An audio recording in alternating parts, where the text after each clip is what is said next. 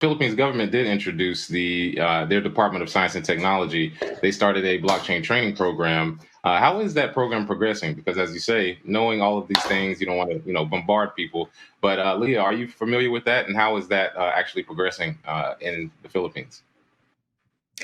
I'm not familiar with that one specifically. Are you, Lewis? So I mean, it's an initiative.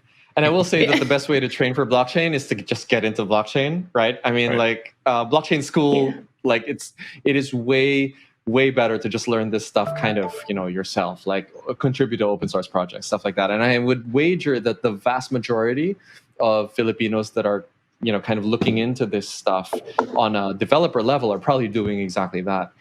So it's nice. It's a nice vote of confidence, at least in the sense that the government at least acknowledges that blockchain is a thing that perhaps could, be taught in a curriculum kind of way, but not necessarily something that would kind of have an impact on the people who are already interested in stuff like Solidity or Rust or whatever it is. I mean, I think that that's already happening organically.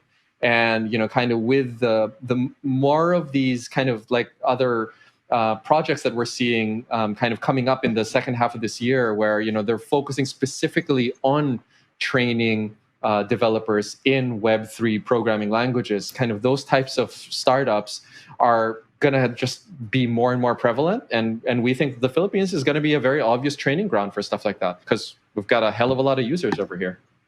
Oh yes, and maybe this is actually a good place to give a shout out to Proof of Learn, which is Sheila Macedo, the founder of Care.com, which is basically a Web3 company using this kind of play to earn mechanics to incentivize people to learn about Web3 and learn about how to write smart contracts and all those things. And it's a Filipino founder, and I'm sure she's gonna have heavy impact on the Filipino market.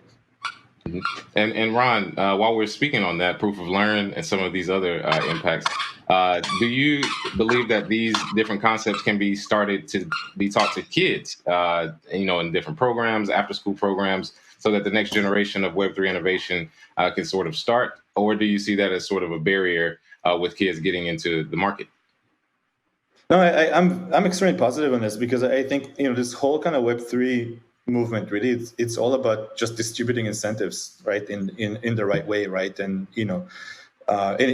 basically having crypto and blockchain as a tool allows you to do this efficiently and quickly and in very small increments, right? So whereas before, like, you couldn't pay, if you wanted to pay 100,000 people 50 cents for their involvement in something, it was it just was not economical to do that, right?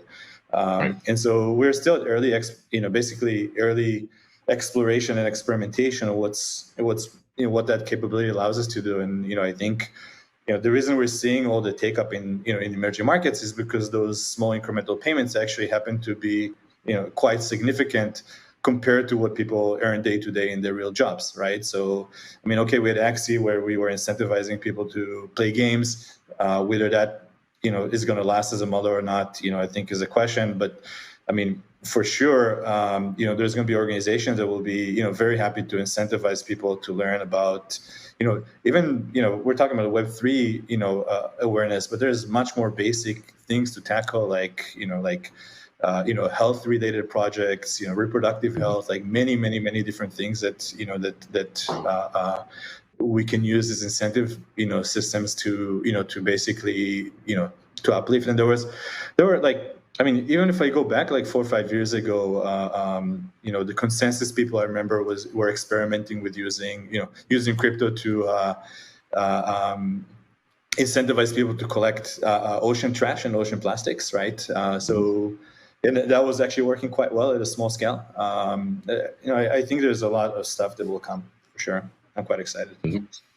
Oh yes, and I'm excited to see that play to earn is sort of the medicine and the candy, where it gets people into it and then it expands into all of those different sectors that you just discussed. And right now, as we speak in the Philippines, 71% of Filipinos are currently unbanked, but now we have this opportunity to give Filipinos this access. So I want to go around and let everybody answer, starting with Michael. What does the future of Web3 and crypto look like to you in the Philippines?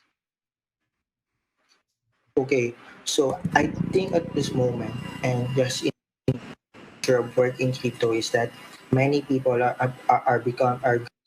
to this particular blockchain company such as Guild and what Ron mentioned, like Meta Raptors and Proof of Learn.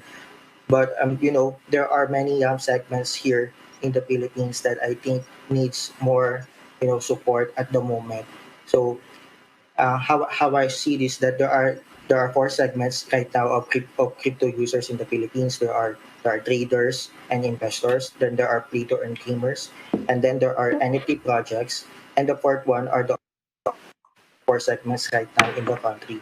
So I see a lot of support right now in the first three. So the trader, investor, play to earn.